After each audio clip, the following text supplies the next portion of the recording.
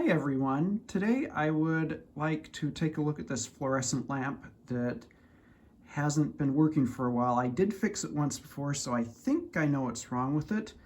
But let's go ahead and take this down and take it apart and see if we can't figure out why it's not working.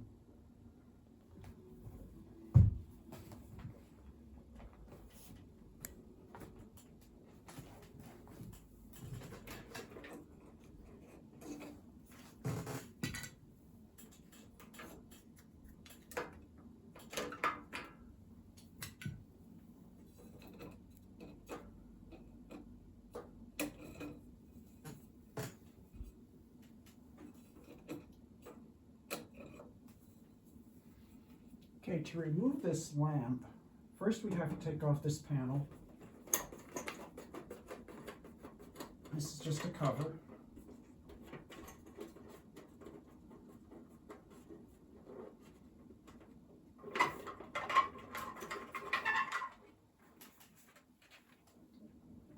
Okay, fortunately the fixtures here are very easy to disconnect. You just disconnect this connector, just twist it counterclockwise, pull it out, and then I need to get a screwdriver for those.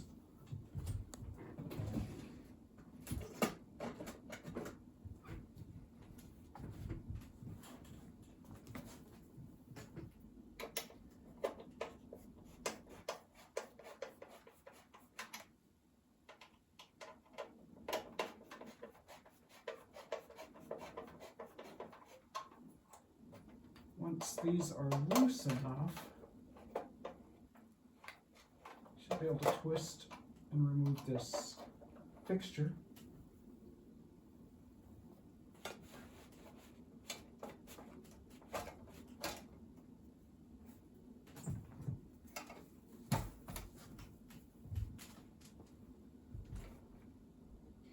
Okay, with the fixture down on the table, we could proceed to start opening it up.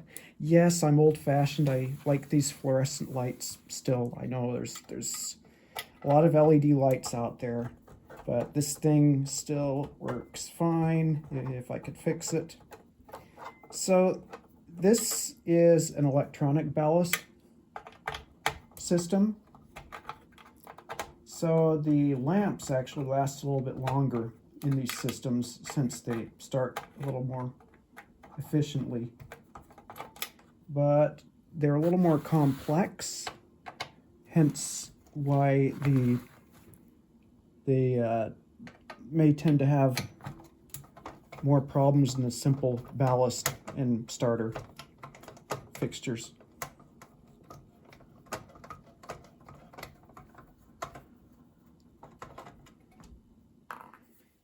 And I'm just removing these 4 screws. See, this one there appears to have a ground wire, something attached to it.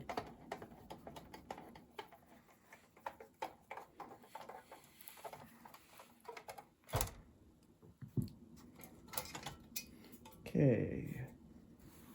So what happened last time on this board when it failed there are these two they're either a MOSFET or a power transistor of some kind. These were shorted out. They failed and they shorted open and they blew the fuse. And I think that's what happened this time.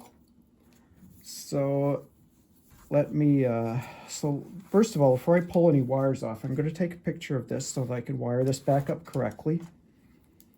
So it is important to get these wires back in the correct spot. So take a picture of the layout here.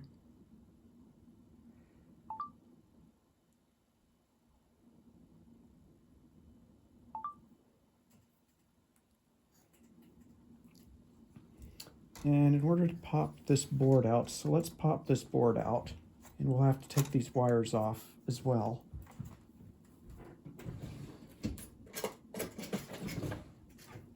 So to release these wires, we just need a small screwdriver of some kind. And you stick it in this tiny hole here. So you know it's a pin. So a smaller screwdriver. This one's really tiny.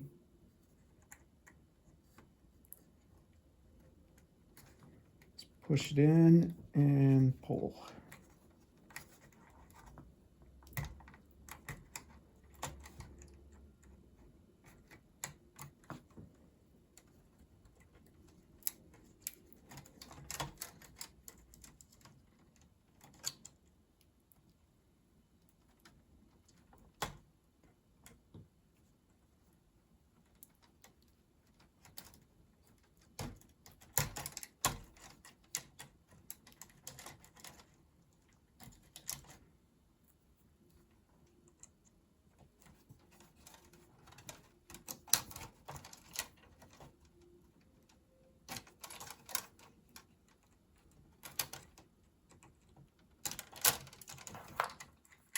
All right, the board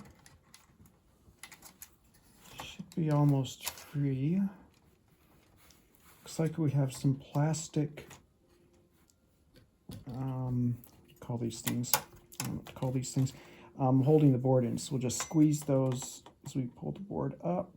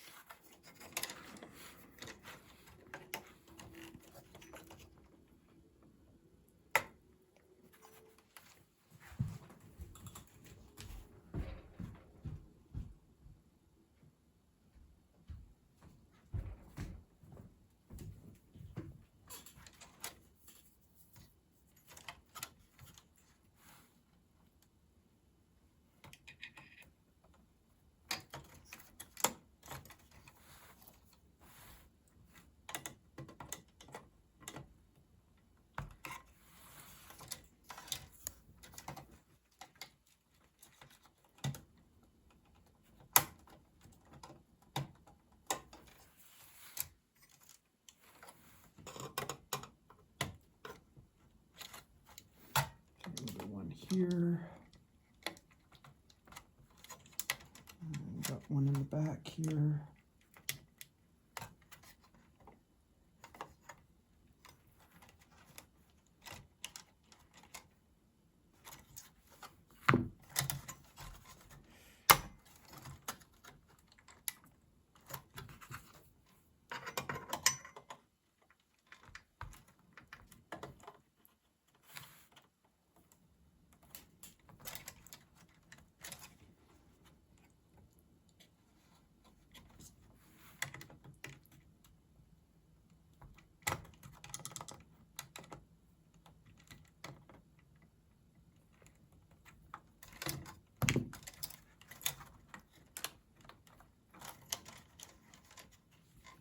Having a hard time getting this board out.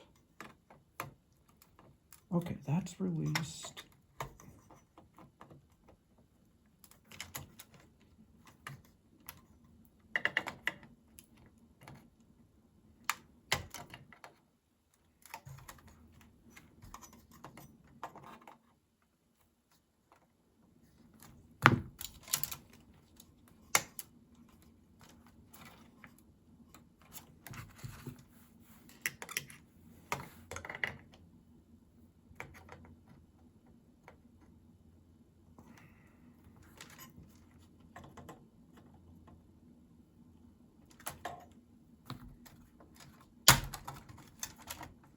All right, looks like just down to one more.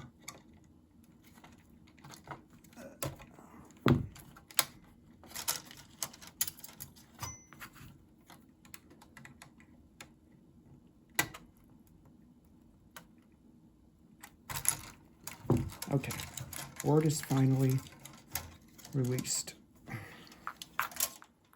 All right, so putting the fixture aside.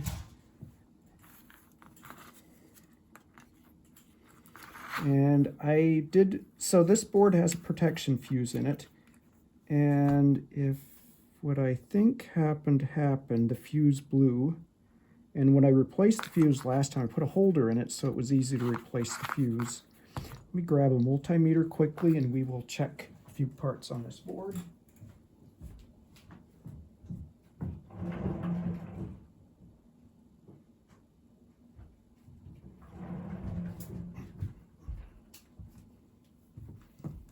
Okay, so first of all, let's check if the fuse is good. So we'll go on continuity mode on the meter here.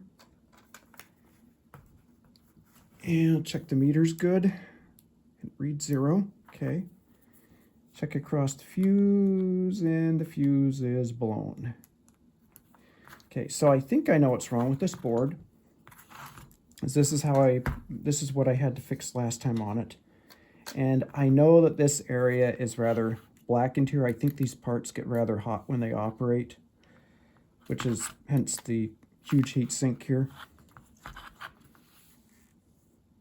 So what was wrong with this guy last time were these two MOSFETs blue, and blue meaning that the pins were short. So before I go any further, let me check this capacitor to make sure it doesn't have any charge on it, any voltage on it, because I don't want to get zapped by that. So let's check across it quickly, and it is discharged.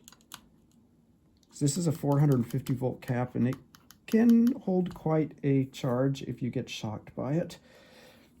I think I'll check these other caps too, just in case. Okay, these are all discharged. This thing has been broken for a while. I think it's been out for a year or so. I haven't gotten time to look at it. So last time I replaced these two parts here. So let's check across those pins. So there's 3 pins on here, and none of them should show a direct short. And if they show a direct short, back on home mode, then the part's blown. And that is a dead short. So we have a dead short between all 3 pins on these parts. So these parts are completely shorted inside these MOSFETs. So these MOSFETs need to be replaced. I do not know what caused the shorting last time when I fixed this as well, because these were the same components that went out. Let's check a couple more components to make sure they're not blown. There's this diode here. Looks okay. We can go on diode mode. Check this guy.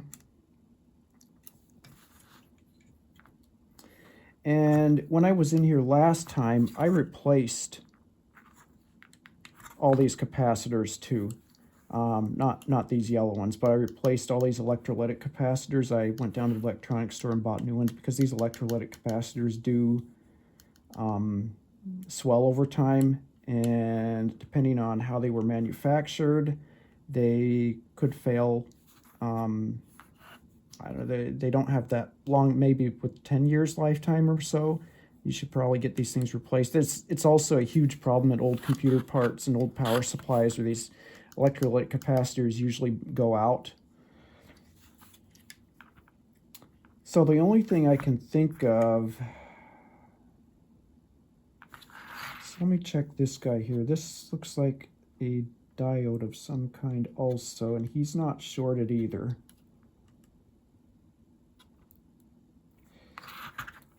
So let's go ahead and let's desolder these 2 parts.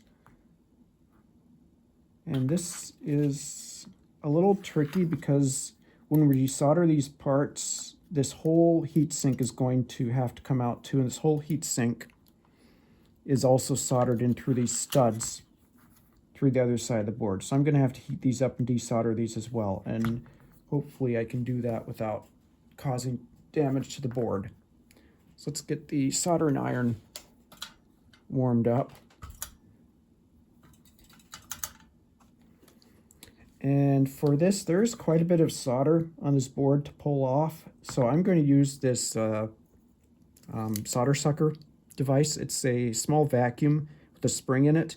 You set it up and you push the button, and it's a small vacuum that sucks solder out and into the inside of here.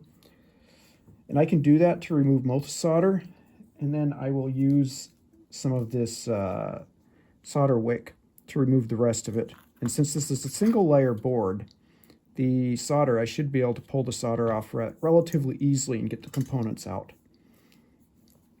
I'm going to turn the temperature up on the soldering iron just slightly here, since it's since this is a larger part, since we got to heat up this entire heat sink.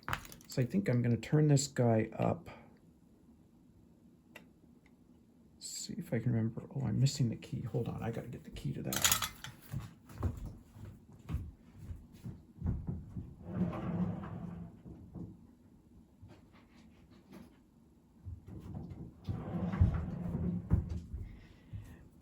Can't change the temperature without the key. Okay, so we're going to bring it up to, I think I'll bring it up to 400.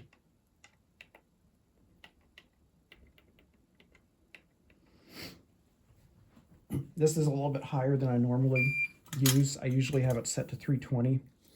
But like I said, I'm trying to remove this heat sink, and it's going to require quite a bit of heat to get this heat sink desoldered.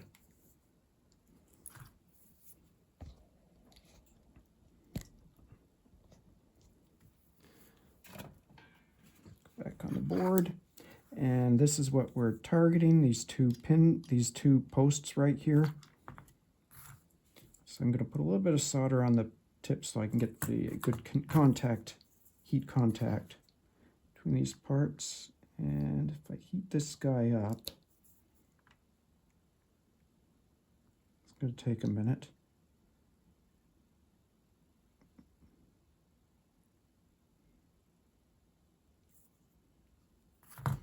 I'm going to apply some solder there, see if I can get this thing heat up quicker. Get this guy up, and I should be able to suck all that solder off. And I think I got most of it. So I think he's free. So I'm going to go for this other one.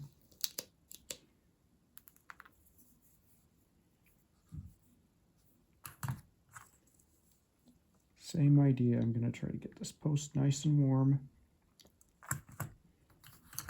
Then when the solder looks like it's melted and ready to come, I'll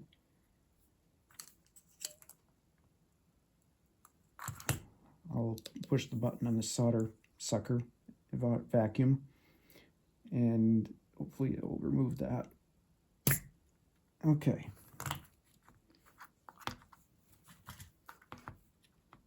So hopefully these are pretty clean now.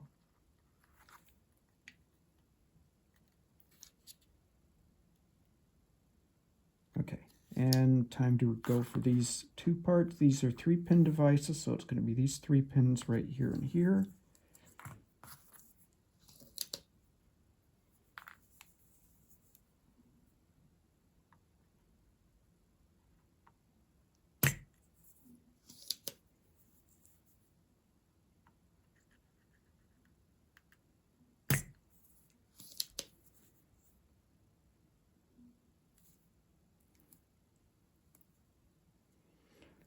This solder vacuum, this thing gets clogged relatively easily, so you have to make sure that every time you push the plunger down that you get the solder out of the opening here so that it doesn't get clogged up or it doesn't work. I've got a piece stuck in there right now.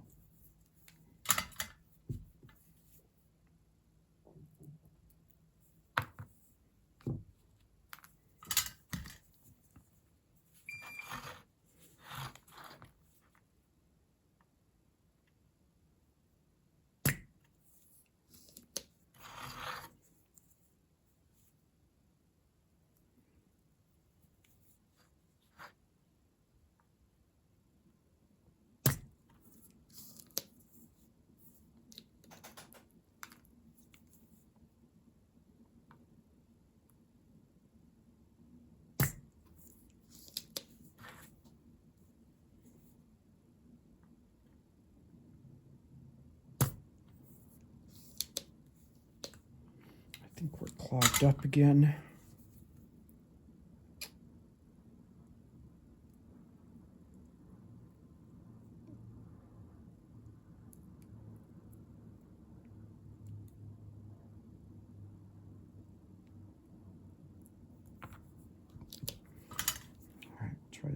again.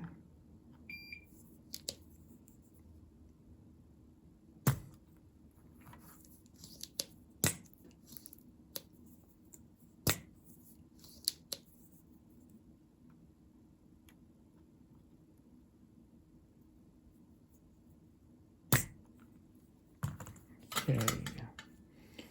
With any luck, those are mostly released.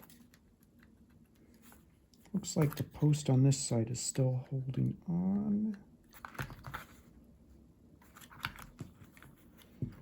So I really don't want to force anything because I don't want to break anything. So if I break this board, I'm kind of hosed. I think there's a little bit of solder hanging onto this, so I'm going to heat it up while moving it. And as the solder cools, if I'm still moving it, it won't make a good connection to anything, and it should release it. And I think it did. Okay.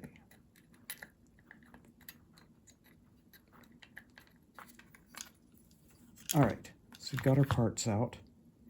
And just to confirm that these are the problem parts, so I will run the tester over these pins again and check them. I should not get 0 across these pins, and I am. So these parts are internally shorted, and that is why the fuse blew. I do not know why these parts are internally shorted, but this is what failed on here. So I don't know if there's some other component on this board that is going out. I thought, so when I first replaced parts on this board, that's why I replaced all these capacitors. I thought that might be the issue, but apparently it's not. So I will just go ahead and replace these components. Last time when I worked on this, I sourced some components. I had to source these components out of China. It was the only place that I could get these things, but I did get some spares.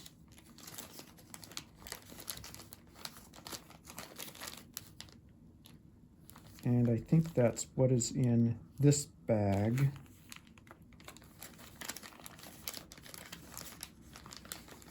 These other bags have the old failed components in them.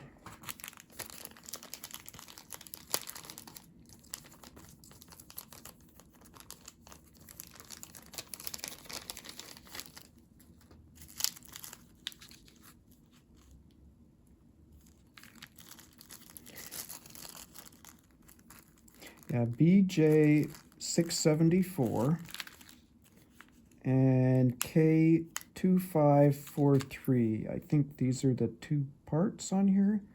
2842, 2843. So if we look carefully, it's kind of hard to see. If we look carefully, maybe we can see the letters on these parts. And one of them is a PNP type part, and one of them is an NPN type part. So we have to make sure that we replace them in the correct place, because if we reverse these, it will be bad. So our 2543 is here, and this says it's a BJ674, but I think these were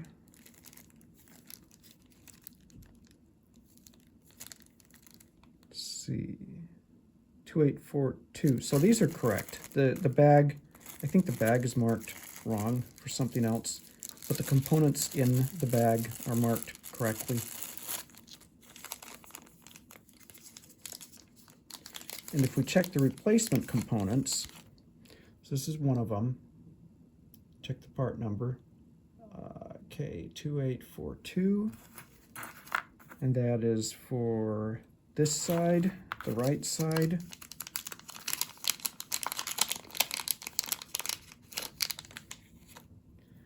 And 2843, that's for the left side. And if we take the multimeter, and we're going to check these, and we should not be getting a 0 across them. Now notice the voltmeter doesn't show any current, doesn't show any resistance between these legs, which I believe is correct. If we look at this other part, there's a dead short between these two legs.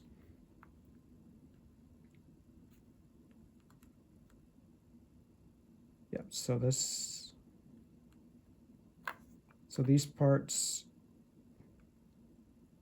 look much better than the other ones that are shorted.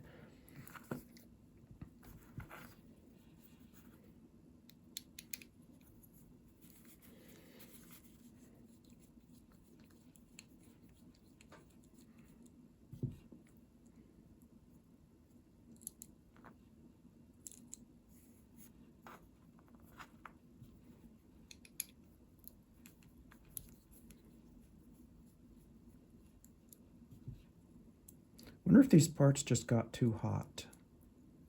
Maybe this heat sink is not appropriate for these parts.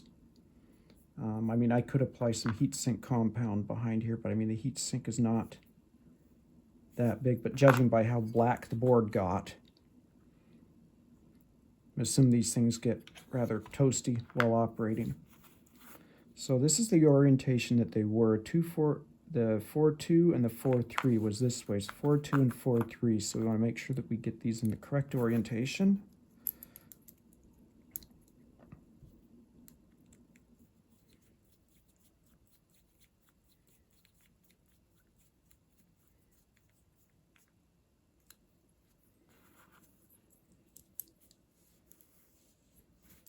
And secure this guy.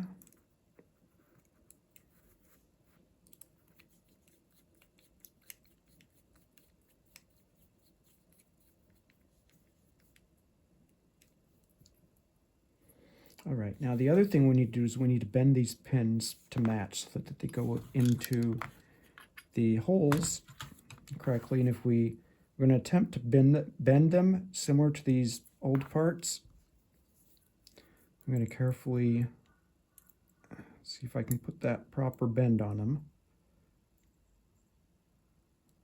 without damaging anything. Just take the needle nose and just bend it up a little bit.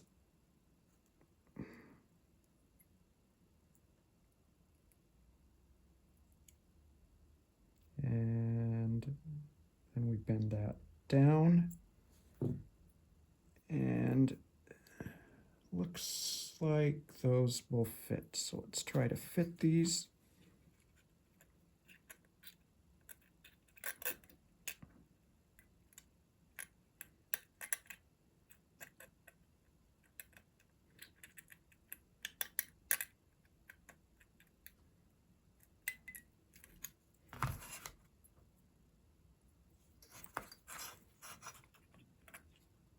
Okay, this part says SDG. So this is a SCR. We've got a SCR, it's a MOSFET.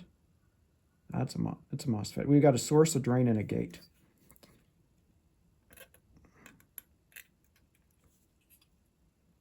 These pins are not quite lining up.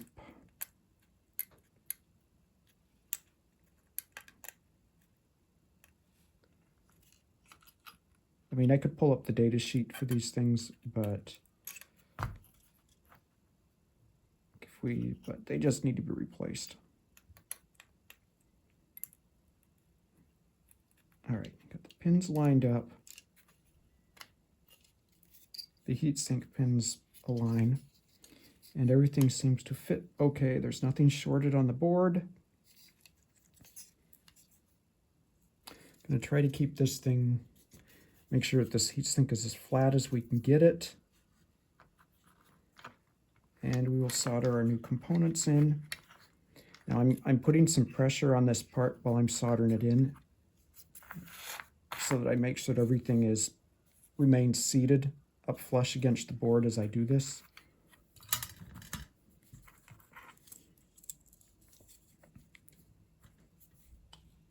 So first I'm going to solder these. I'm going to solder these 6 pins in, and I'm going to solder one of these first, and I'm going to check the flushness of this and make sure that it is still lined up correctly and still straight up, and there's no gap. There's no gap between the heatsink and the board. So I'm just going to put a little bit of pressure on this as I heat the pin up so I can make sure it's seated. And I'll do the same with this pin over here.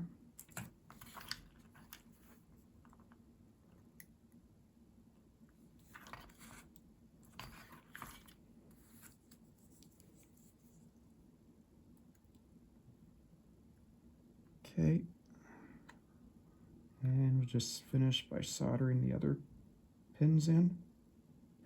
Now I'm making sure that I'm leaving the solder. Now the soldering iron is actually at a pretty high temperature. It's at 400. So I do want to make sure I heat the parts up so that the solder flows and heats up both components so that the solder connects everything, but I don't want to heat everything up too much to cause damage.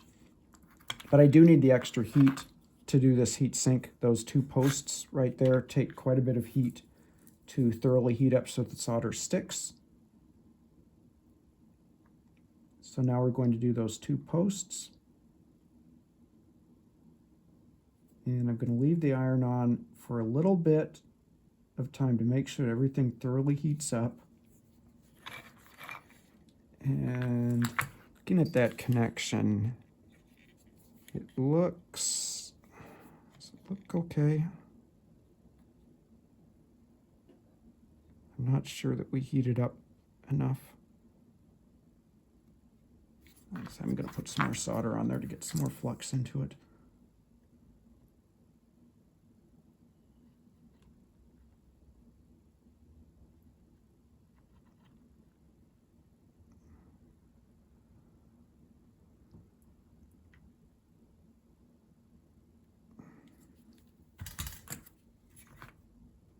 That looks bad. I'm going to pull that solder off and redo that.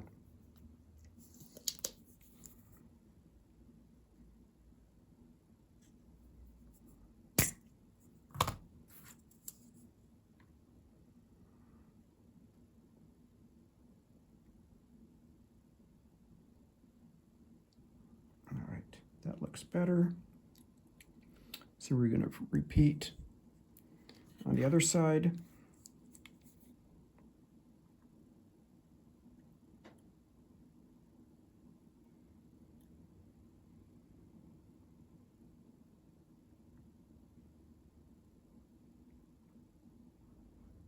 I'm just leaving the iron on for a little bit while applying just a little more solder. There's flux inside the solder as well.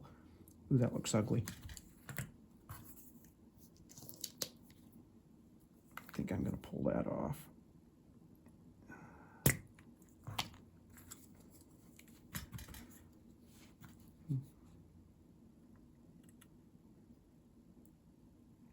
Do this one more time.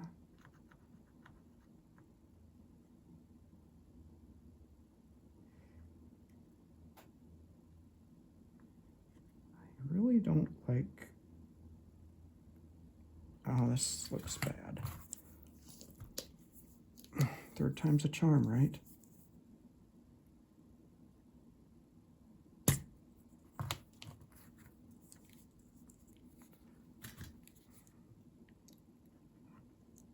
Yeah, something is not heating up quite enough while I do this, I think. Okay.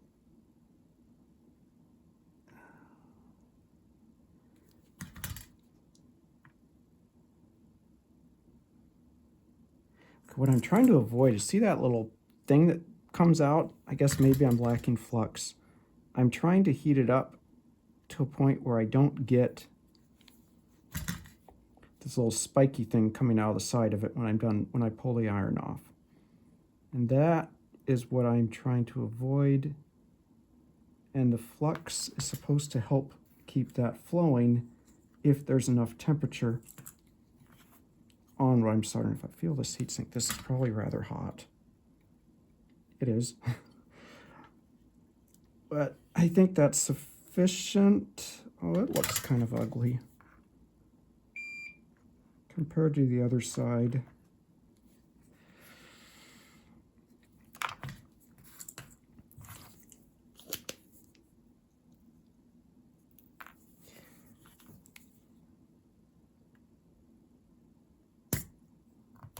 Okay, last time. Last chance here. There.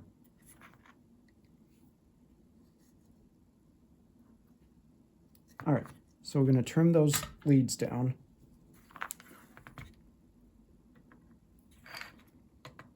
Using these side cuts.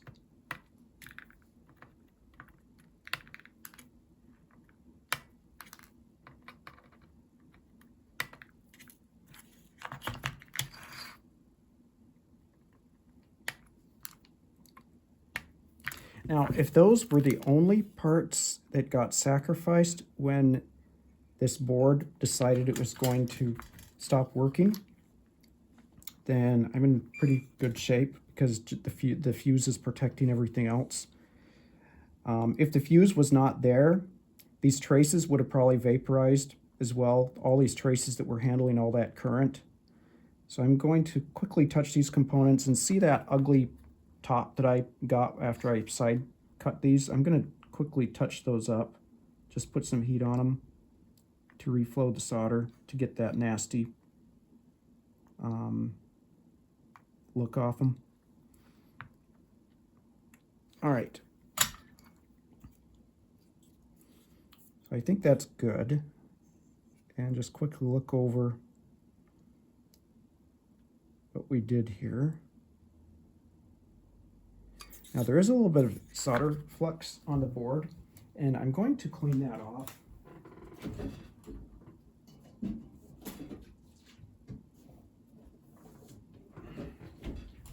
With just a little bit of rubbing alcohol and a Q-tip.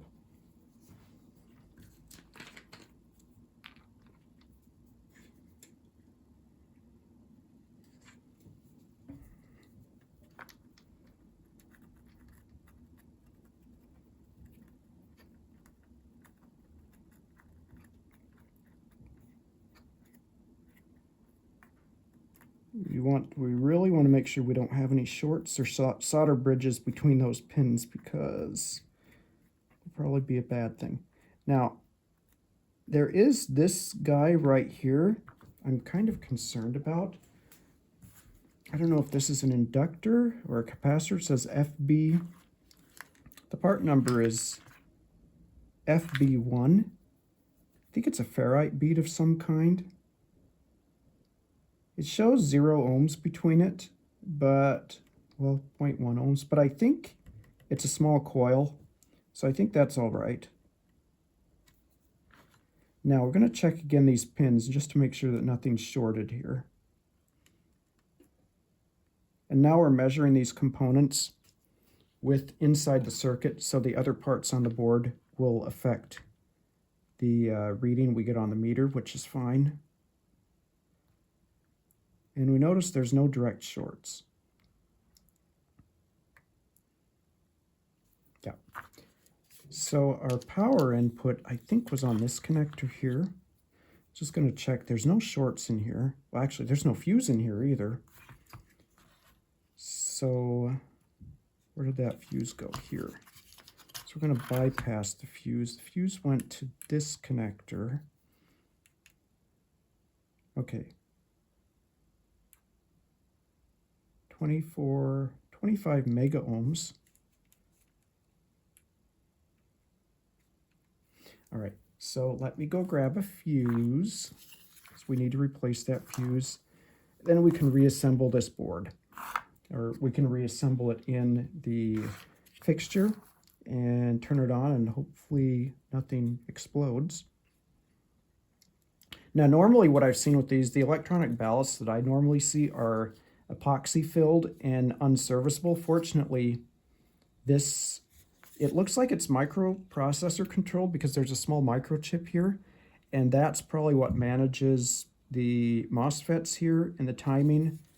In a more simple fixture, all you've got is a ballast and a starter, and the bulbs don't quite last that long. But here, this microprocessor controls the current and that going through the light bulbs so that they last quite a bit longer. So I'm going to go find a fuse, and we will put a fuse in here, and then we'll reassemble this. I will be back in a second. Okay, I found some fuses.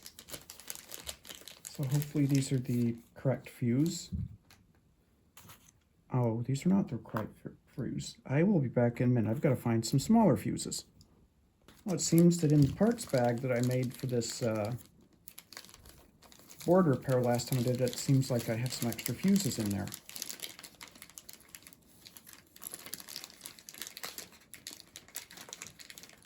So just grab one of those fuses. Now I do want to make sure, that we replace this fuse with the same fuse that it had before. So it's a 3 amp fuse.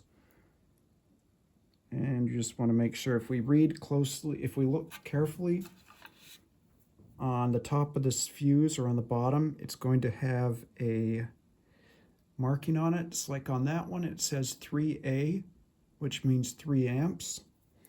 And this is a 250 volt fuse. We're using it at 100 volts, but that's okay.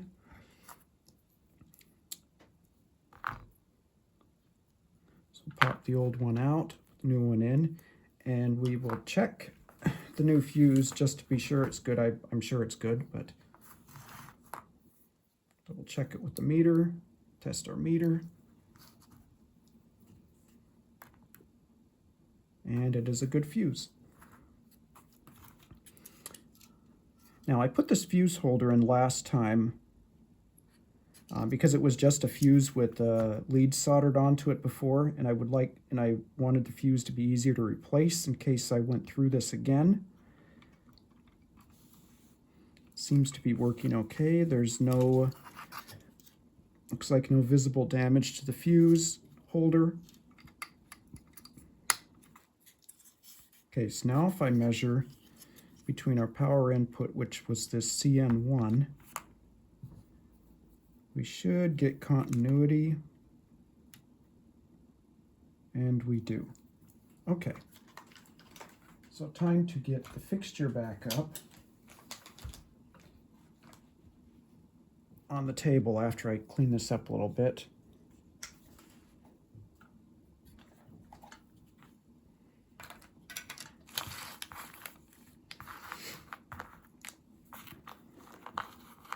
Now just double check here. I've got the right parts. I've got a 2843 in there, and I've got a 2842, and this is in the correct orientation.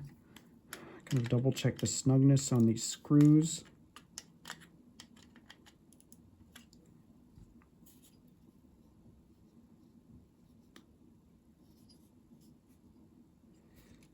I'm not sure if these components fail due to heat.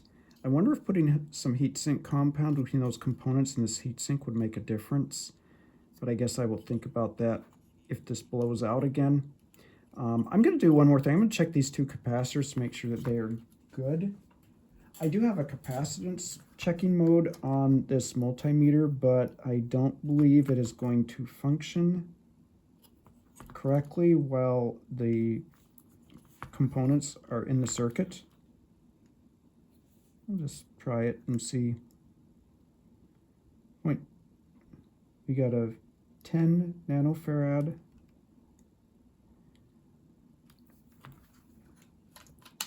I don't think that reading is accurate because the component is in the circuit. I was just curious if the capacitor was shorted.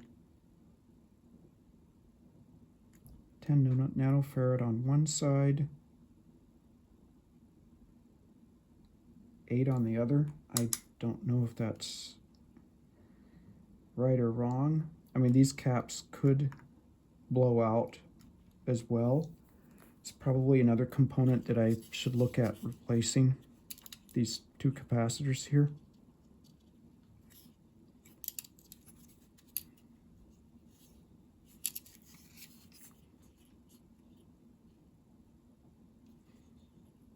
Yeah, I think if those MOSFETs blow again, I will replace these capacitors here. I may go ahead and replace every capacitor on this board next time, the ones that I can locate anyway. Last time I replaced all these electrolytic capacitors, including this big one here, and I was able to find some of that white goo to hold the cap back down on the board.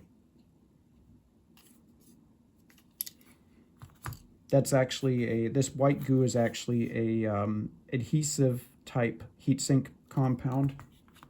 It's the same thing as that white, the heatsink compound that you normally put on a computer between the CPU and the heatsink, but it's got kind of a glue property to it, and it hardens and bonds. Let's get the fixture back up on the table.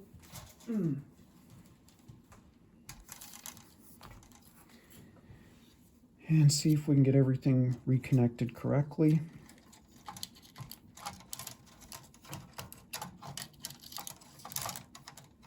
Now we want to make sure we get all the wires landed back where they came from. That is important. Best case, it won't work if you do that. Worst case, it's going to blow something up if you put the wires in wrong, and that would be bad. So I'm going to refer to the picture that I took.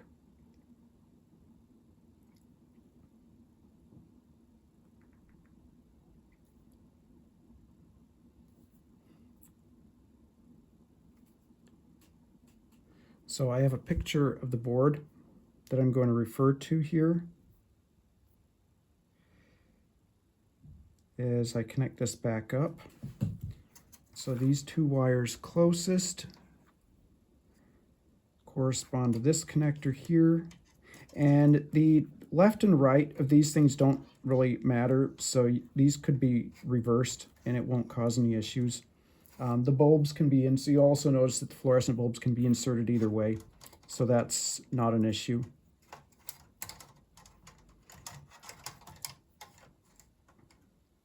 Okay, these two go in here. I'm going to push down and snap the board in place carefully without damaging anything.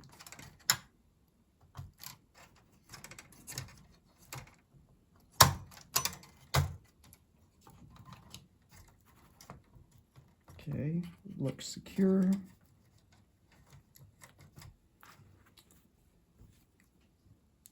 Oh, I lost my image.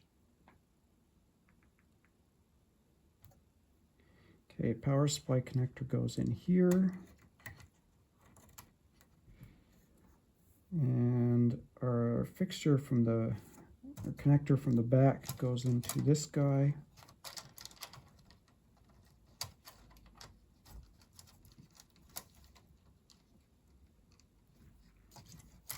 And this goes into here. I think this board can actually support. No, this board only supports these two bulbs. Some boards, they will manufacture the same board for multiple configurations and only populate the components necessary. So I do not know what this other connector is for. It might be for a 240 or 220, 200 volt operation. But anyway, in this configuration, this is the connected one. So it looks like we are good on there. So we will put the cover back down, taking care that our ground wire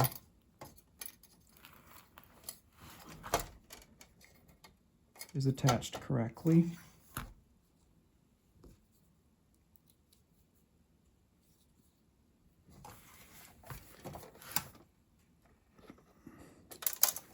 Uh-oh.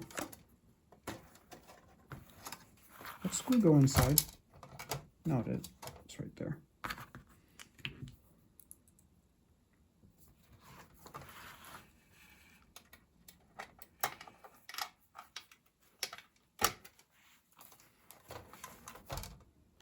Okay, that's one.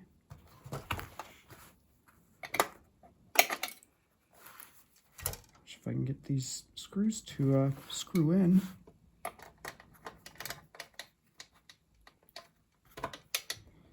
Two. Yeah, I know the table here's a mess. I'll get that cleaned up later. There's solder mess everywhere from the desoldering.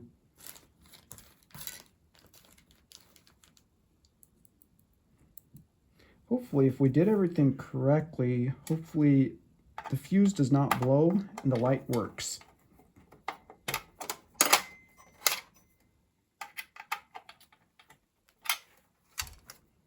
Notice I don't have the handle on this screwdriver. It's a little bit easier to use this way, and I don't over torque the screws because this is just sheet metal. And if you over torque the screws on this sheet metal, you'll strip the thread out and then the screw won't stay in there, and then, well, that's not good.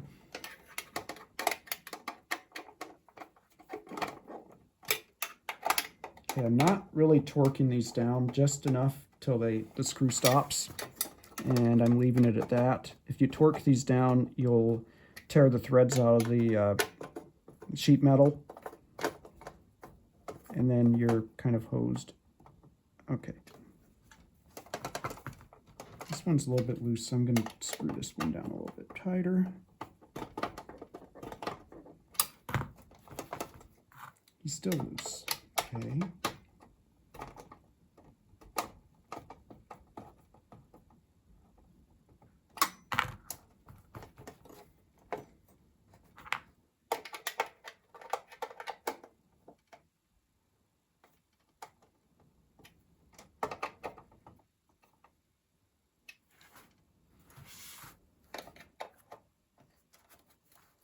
All right, everything looks tight, so the last thing to do is to rehang the fixture and see if it works. Okay, rehanging the fixture the same way we took it down. Like I said, I really like the fixtures here because there's no, it's very trivial to change out your light fixtures. We just set that, we set the rotation, and hopefully we center that on that connector. And we'll see our power connector. We just put it in the socket here and twist it. And I don't know if the light, hold on, before I connect this in, let's see if there's power in that outlet or not. So I'm gonna take my voltmeter because I want this thing to be off when I energize, when I connect everything. So we're gonna take our voltmeter. I'm gonna check those two prongs and see if we have power. And we have no power, so I'm gonna turn the light switch on and see if we have power there.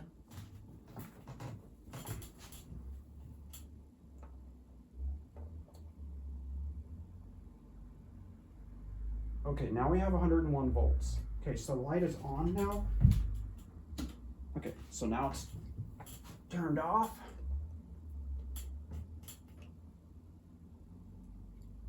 Okay, so now it's turned off.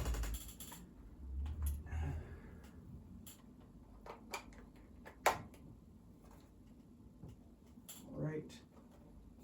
And I hope this light fixture works.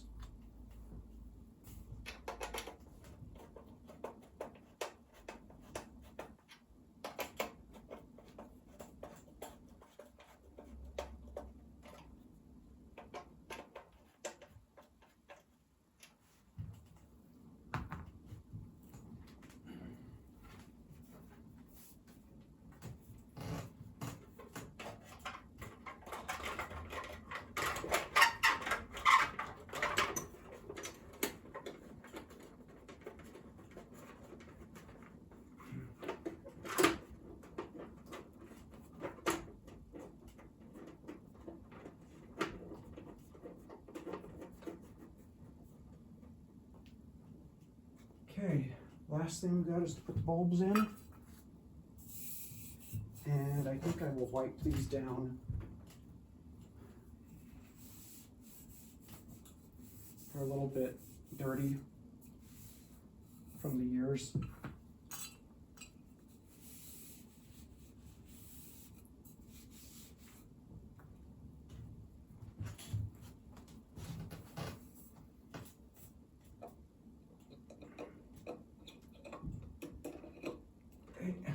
Put them in and give them a twist to latch them in.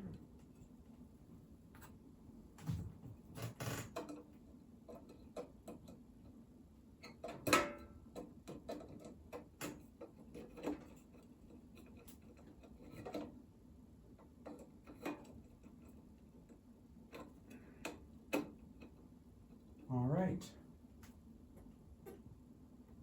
all went well,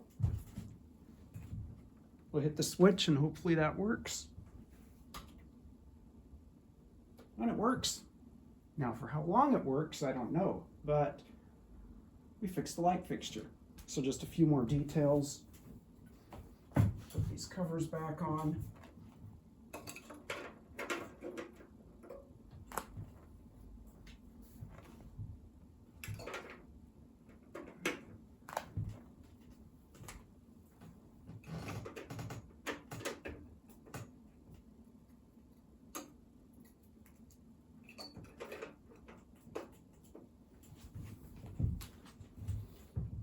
All right, so we got the light fixture working, and I think that will conclude this video. So thanks for watching, and we will see you on the next one.